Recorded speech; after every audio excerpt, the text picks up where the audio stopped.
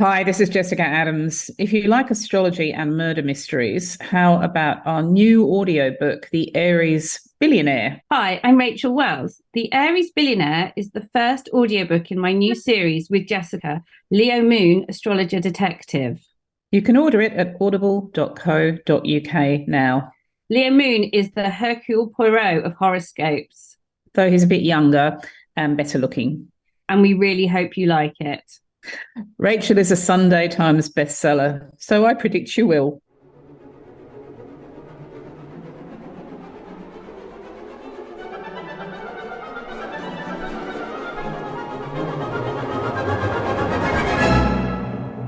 This is the Astrology Show podcast with Jessica Adams. Thanks, Shane. This is your astrology and tarot for the week starting January the 29th. Aries, the only way to connect and communicate as a crew is to join a crew or rejoin a crew. That is the message for you or a man in your life this week.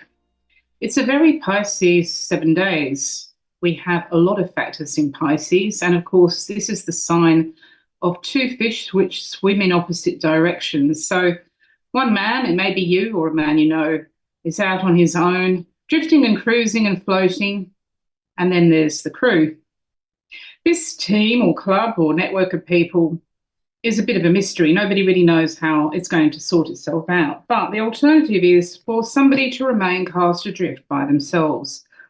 Very, very hard to access or reach. Maybe you know this about yourself if you are an Aries man, or if you're looking at somebody in your world who seems to be detached and remote, then you've found the chart suspect. It really remains to be seen as to whether there's going to be some sort of reunion or invitation to join, whether everything is going to transform. This would be quite a radical change. Whenever we see Pisces like this in the chart, personality of the man in question is very much Piscean. And in fact, this line may feature in his chart or in yours on a natal level. So that means not quite of this world, somewhere else, not totally connected on terra firma, not grounded or real. Therefore, it would be a revolution indeed if that was to change, and if this group or circle of people was to welcome him or you on board. Lots of choices this week, lots of free choice and free will to play with. Taurus, well, money will fix ill health on any level this week, be it mental or physical. This applies to you, in which case you probably already know about it, or the people that you know, or even a good cause like the Red Cross or Médecins Sans Frontières. The health issue comes from the South Node in Libra, in your sixth house of healing and healers. So you either need assistance or you're in a position to steer people towards assistance, and this is karma.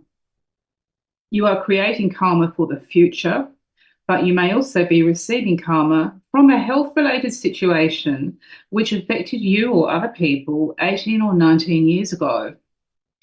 The good news is that the finance is available. We have Ceres and Ops in your zone of funding, loans, grants, settlements, gifts, favours, benefits, insurance, and the rest. Now, Ceres is about sharing. Ops is about optimism and can-do thinking. Together, they form a conjunction on the 30th of January, and that's powerful stuff. So the potential is there. Sometimes there is a mindset which is habitual when people are below par, when they have mental health issues, or when they're not feeling great 100%. And it's one foot in front of the other, trudging forward, not looking to the right or the left, just trying to get through it. And that's totally understandable. But what your chart is saying, and also what your tarot is saying this week, is that there is money there. And it requires a different mindset to look up and to be able to see it. But then it very much requires assistance to go and get it. You are the helping hand this week, or you are in a position to ask for a helping hand. Gemini, the finance, business, charity and property zone of your chart is lit this week. Venus, Psyche, Mars and Mercury are all in Capricorn, which rules everything from marriage and mortgage to family and legacy. If you are a woman, Gemini, you will have a lump sum to spend or save, or you may be dealing with a woman who also has a decent amount of money, so you need to negotiate with her. If you're a male Gemini, then this week is about your wife, your boss, your business partner, or similar. Maybe your landlady or your bank manager, who is a woman who takes her time when she decides how she's going to manage her money. This is action in the 8th house of your chart, which also rules sex as well as money.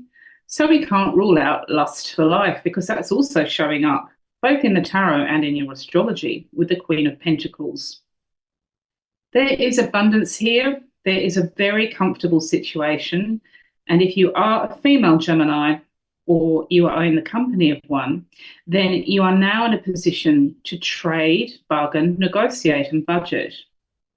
What happens here is going to work out for the long term in a very Capricorn way. In fact, Capricorn, the goat, is hidden on your tarot card this week, and that's the sign that rules joint finance for you. Cancer. Ceres and Ox are both in your health zone this week, and this is where you are healed or you heal others. It's where you help others get healed or you help yourself to get what you need. This is mental or physical health, which the 6th house rules. When we go over to your birth chart, we find Juno in Virgo, also the sign of doctors, surgery, psychiatry, and so on. And Juno is always a commitment, a big move on behalf of yourself or others. On the 30th of January, there's a line up in your chart which is about a deal or a compromise. It's also about hope, and unless you have hope, you don't have anything. So when we look at your whole chart, that's what we see. And we also see money there. Pluto, the planet of empowerment, is in your finance, charity, insurance, and bank zone for the first time in a very long time. So there's two stories going on here. One is about needing assistance, and the other is like the Cyndi Lauper song, Money Changes Everything. There is money available, and it's going to take money to sort things out. You're in a position this week to either help and encourage others to go and get what will make all the difference to them mentally and physically, or you are in a position to be proactive, or on the most basic level, to ask for assistance so that you can get the support and backing that you need to help you find the financing that will make all the difference to how you're feeling and also how you're functioning. And this can work on a personal level, or it can work on the biggest level of all, which of course is through your profession or maybe through charity.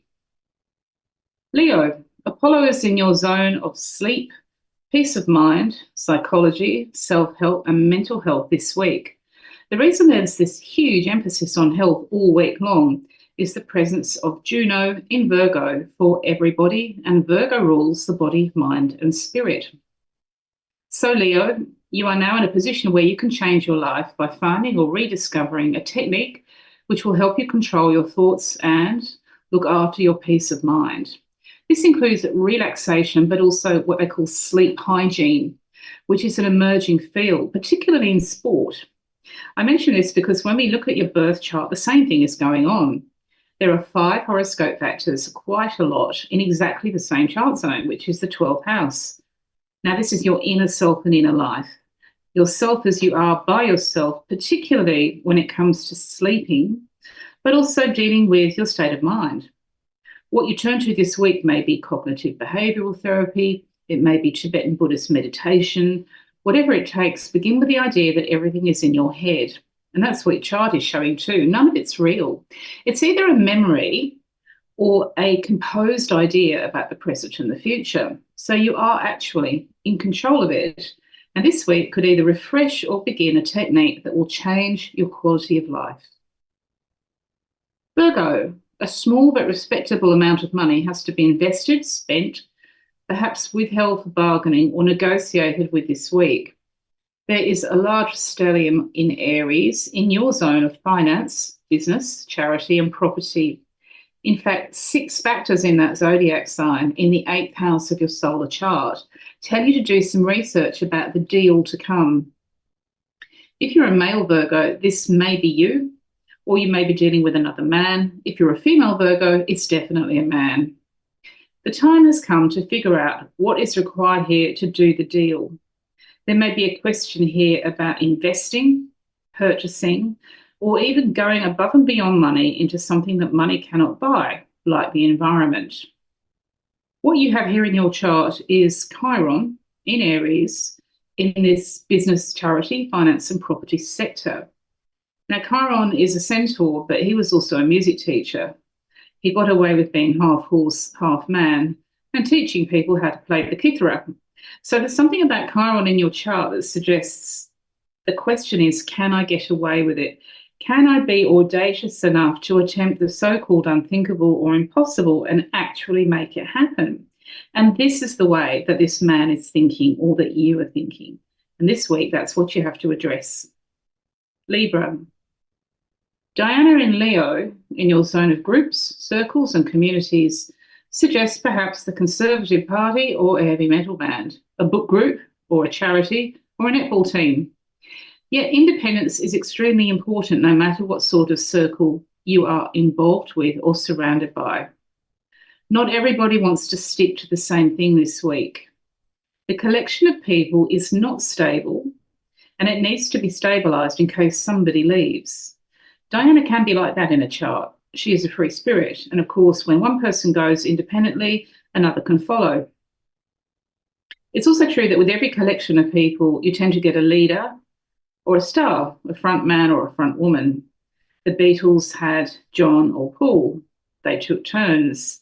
Maybe that's you this week, or maybe you are in the circle looking at somebody who is front and centre. But the same issue is there. It's all about being separate, being independent, being a unique individual in and around the group. Until everybody comes to terms with that and makes space for that and respects the individual differences, there is a constant question mark all week about, is this going to stick? You now have in your birth chart as well, Pluto in Aquarius in your 11th house of group. So it's the same thing played a different way. There is tremendous power in a group in 2024, but this is the week to do some housekeeping with everybody there. Scorpio. One against the many is the story this week. You are either in the group shown by Juno in Virgo in your chart in the 11th house or outside it. This is quite similar to Sagittarius, but in a different way, and perhaps this sign features in and out of the circle for you. In fact, this week, strangely, you both have the same tarot card, the Nine of Wands. So whether you are a Scorpio and you know that there's a Sagittarius in and out of this group, or you don't, the story is still very much about making it work for everybody. There are differences here that need to be set aside if you are going to all unite and join forces to do something amazing. The particular kind of group that we're talking about here could be anything from a secret society like the Freemasons to a perfectly innocuous basketball team. But whatever it is, it's about ideas, opinions, and some sort of debate. This kind of thing does involve you emotionally, Scorpio, because you're a water sign, so you can't help but get your feelings involved. It's important to try and step back and see the bigger picture, because if everybody set their differences aside and there was an embrace of the need for cooperation, then the potential for all of you collectively is massive. From this, something really big could be built, structured or restructured for 2024. If, however, you let it go on and accept that this is something like a scenario that James Dean would have understood, rebel without a cause or rebel with a cause, then you're all going to fall into a pretty familiar pattern, and that pattern really takes everybody nowhere because the outsider always remains on the outside and the group remains across the line. There is a great need here for action, not words, and maybe a little bit less of the head miles involved and a little bit more action, given that the bigger picture could be so great. It also goes without saying that this week could benefit from an apology.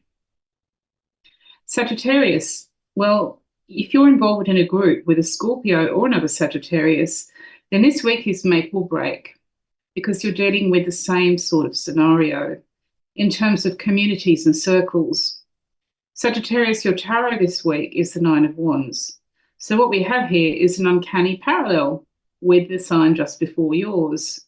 It also happens because what's going on for everyone this week is Pluto in Aquarius, and that's the sign of groups, and Pluto is a symbol of power.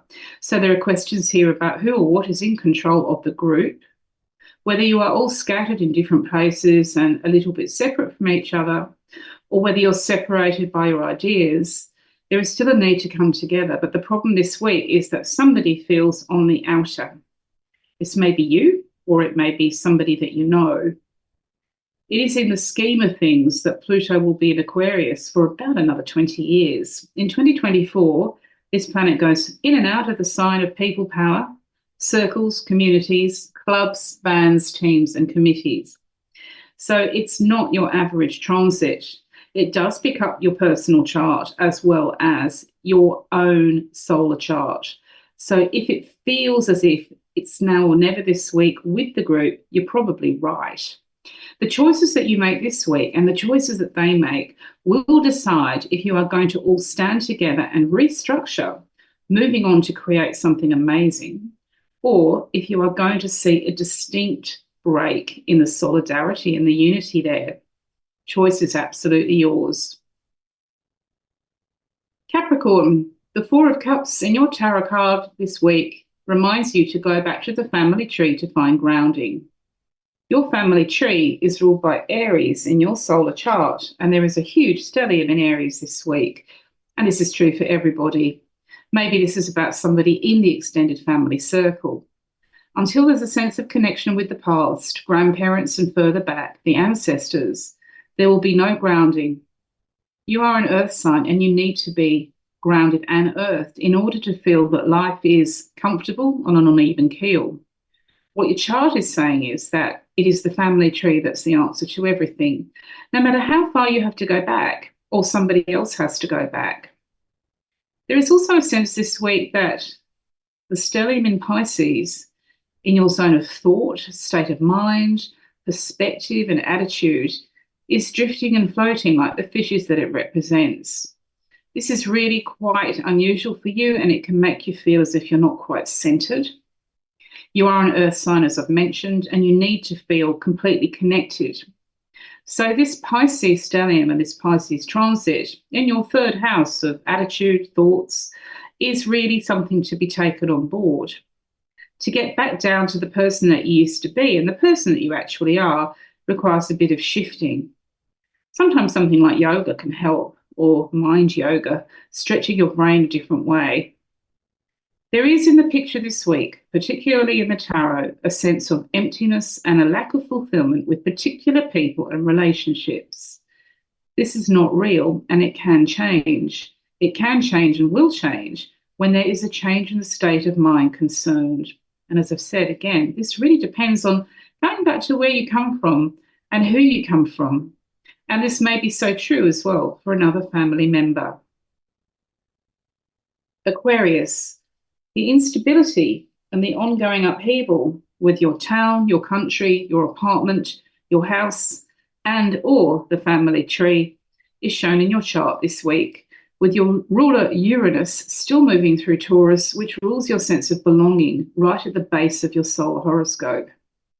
This can affect others in the extended family tree as well, so that one person in particular seems to you to be completely undecided, directionless, and part of the chopping and changing. Your tarot this week shows the family tree also chopping and changing. Now, do you allow somebody to take this on? Do you take it on and manage the situation, or do you let nature take its course?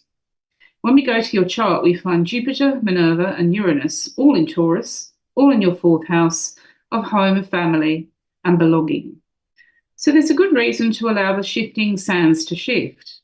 It's meant to happen. Jupiter is about expansion and improvement, a clean-up job, problem solving, and a new day dawning. There has to be something better than this, is the message, no matter if it's the place or the people. And this has to keep moving forwards and growing. Uranus is also about the wild and the unpredictable in astrology. It rules electrical storms. So life can feel electrified. It can also feel erratic, and people can too. However, it's all part of the process.